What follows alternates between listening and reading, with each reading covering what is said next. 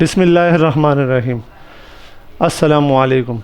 میرا نام سر سیف اللہ ہے اور میں ثاقب روز اکیڈمی کے یوٹیوب چینل سے محو کلام ہوں۔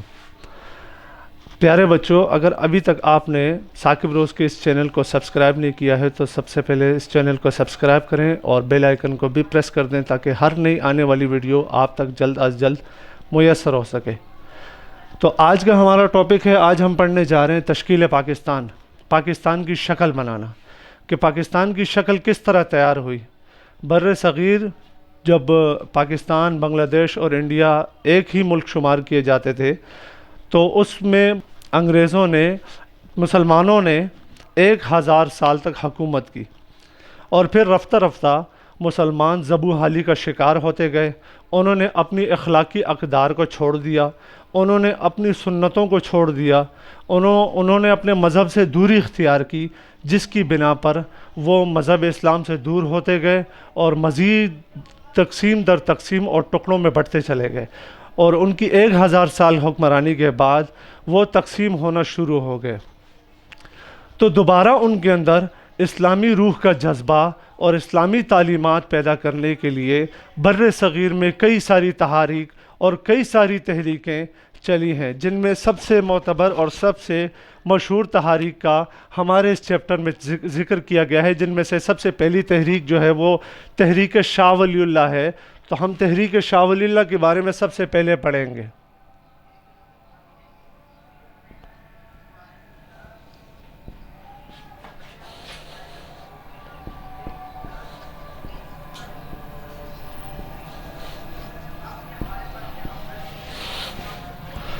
شاہ ولی اللہ، اصل نام قطب الدین، آپ دہلی کے قریب ایک گاؤں میں پیدا ہوئے 21 فروری سن 1703 میں۔ آپ کے والد کا نام شاہ عبد الرحیم تھا۔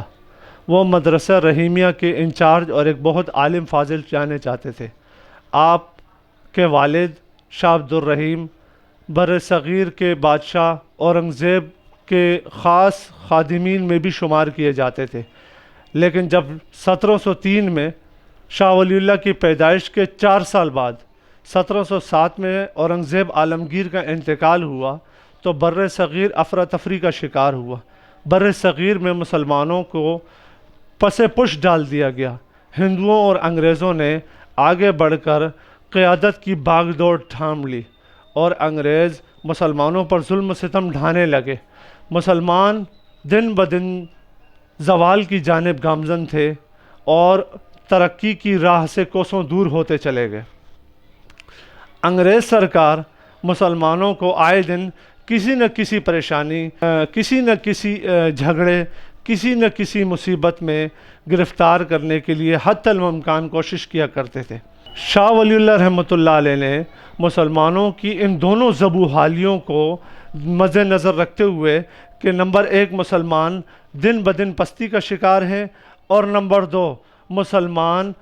قیادت سے بھی بہت دور ہیں، جہاں وہ 1000 سال حکمرانی کر چکے ہیں اور آج وہ جٹوں اور مرہٹوں کے ظلم و ستم کا شکار ہیں۔ شاہ ولی اللہ رحمۃ اللہ علیہ نے اپنی تحریک کے ذریعے مسلمانوں میں یہی جذبہ بیدار کیا کہ وہ اپنی اسلامی تعلیمات کو اپنائیں، اور اس کے لیے شاہ ولی اللہ رحمۃ اللہ علیہ نے 2 کام کیے۔ نمبر 1، شاہ ولی اللہ رحمۃ اللہ علیہ نے اسلامی تعلیمات کو لوگوں میں زندہ کرنے کے لیے بہت ساری کتابیں لکھی، اور ان کتابوں میں انہوں نے یہ ثابت کیا کہ مسلمان ایک علاقے کا دین نہیں، اسلام ایک ملک کا دین نہیں، بلکہ اسلام ایک آفاقی مذہب ہے، پوری دنیا کا دین ہے، اور یہ باہمی رضامندی اور خوشحالی کی طرف دعوت دیتا ہے۔ اور ان کی جو مشہور ترین کتابیں ہیں، ان میں سے ان کی سب سے مشہور کتاب ہے حجت اللہ البالغہ، جن کے اندر مسلمانوں میں اسلامی جذبہ بیدار کرنے کی پوری کوشش کی گئی ہے۔ اس کے علاوہ شاہ ولی اللہ رحمۃ اللہ علیہ نے 15 سال کی عمر میں شاہ ولی اللہ رحمۃ اللہ علیہ دینی علوم سے فارغ ہونے کے بعد، جب 17 سال کی عمر میں وہ تھے اور ان کے والد صاحب کا انتقال ہوا، تو جس مدرسہ رحیمیہ کے ان کے والد صاحب ناظم اعلیٰ تھے، تو شاہ ولی اللہ رحمۃ اللہ علیہ نے وہ منصب خود سنبھالا اور مسلمانوں کے اندر نئی روح بیدار کرنے کے لیے دوبارہ جٹ گئے۔ شاہ ولی اللہ نے دوسرا کام یہ کیا مسلمانوں کے اندر اسلامی تعلیمات کو بیدار کرنے کے لیے کہ انہوں نے خطوط لکھے۔ حیدرآباد کے نظام روہیلہ سردار حفیظ الملک اور نجیب الدولہ کو بہت سارے خطوط لکھے، اور ان خطوط کے اندر مسلمانوں کی زبوں حالی کا تذکرہ کیا کہ مسلمان دہلی سے آگرہ تک جٹوں اور مرہٹوں کے ظلم و ستم کے رحم و کرم پر ہیں۔ جب بھی مسلمان جٹوں اور مرہٹوں کے ہتھے چڑھ جاتا ہے تو اسے کہیں کا نہیں چھوڑتے۔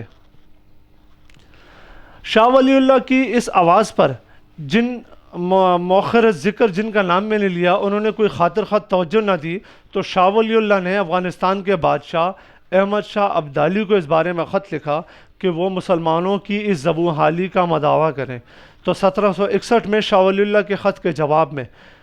احمد شاہ ابدالی رحمۃ اللہ علیہ نے پانی پت کی تیسری جنگ میں جٹوں اور مرہٹوں کا صفایا کر دیا، اور آج تک کوئی مرہٹ کے نام تک کو نہیں جانتا کہ جبکہ جٹ بھی چیدہ چیدہ موجود ہیں۔ تو شاہ ولی اللہ رحمۃ اللہ علیہ نے اپنی کوششوں اور سعی سے مسلمانوں میں ایک نئی روح بیدار کی، اور اپنی اس تحریک سے مسلمانوں میں ایک نیا جذبہ، ایک نیا ولولہ بیدار کیا، اور شاہ ولی اللہ اپنی اس کوشش میں کافی حد تک کامیاب بھی ہوئے۔ اور شاہ ولی اللہ اس 1761 کی اس پانی پت کی جنگ کے ٹھیک ایک سال بعد 1762 میں 10 اگست 1762 کو اس دار فانی سے کوچ فرما گئے، اور ان کی جگہ مدرسہ رحیمیہ کا نظم و نسق ان کے بیٹے شاہ عبد الرحیم نے سنبھالا۔ شاہ ولی اللہ کی خدمات، شاہ ولی اللہ رحمۃ اللہ علیہ نے قرآن کریم کا 35 سال کی عمر میں فارسی میں ترجمہ بھی کیا، اور اس کے بعد ان کے اولاد نے بھی دیگر ترجمے اردو وغیرہ میں بھی کیے، اور شاہ ولی اللہ کے اس دنیا سے جانے کے بعد ان کے مدرسے کا نظم و نسق شاہ عبد الرحیم صاحب نے سنبھالا، اور وہی اور انہوں نے شاہ ولی اللہ کے اس مشن کو مزید آگے جاری و ساری رکھا۔